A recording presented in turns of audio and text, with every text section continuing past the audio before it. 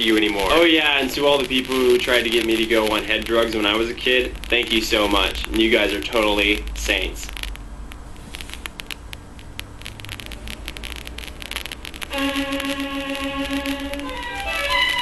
Oh, we got a good message today, Onision. We're talking about, bad parenting and how there is this new generation of parents who would rather just medicate than educate or something like that. And kind of, you had a good point there. And, it's just like I think it's just too many video games and TV shows and all this kind of rap music. It's just making all these kids kind of crazy and stuff. And like once you get these kids and these drugs at early ages, what's going to stop them from doing drugs when they're older, And when they get off the sauce, when you wean them off.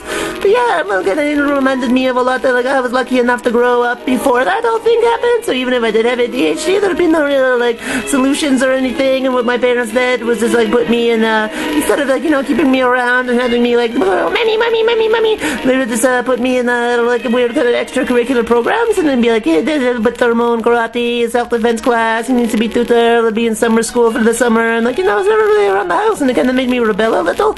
So I was always trying to get into trouble. I did get into quite a bit of trouble in my later years, so did I ever, but we all kind of do the dabble in kind of this rebellion phase and stuff, but yeah, I guess so, and it's kind of a good thing, because my favorite color was blue back then, and it's kind of what was the color of the sky, I guess, and I don't even know all kinds of blue objects I have in my house, but I kind of got over that bend later, and I got into more of kind of expressing myself throughout class, and I went through a little bit of a phase where go around collecting comic books and stuff like that, and it's kind of and then still no one is really trying to ask me oh, thermo, what's this about? What are you trying to really use your interests? Or what do you want to be when you grow up? And I was just they're always have you have to get the job by the time you're 13, go work in your uncle's car wash, go do this, go do a job at the A&W, and it's just oh, my, and it's kind of working me to the bone a little, I never had any downtime, and I was kind of strung up like a little, like a coiled snake, or like a bed spring that was wound too tight, that's been put on some sort of voice compression unit or something, when you would get kind of really tense and pop up. So I was lucky that I never got to be on the brain pills, though, but it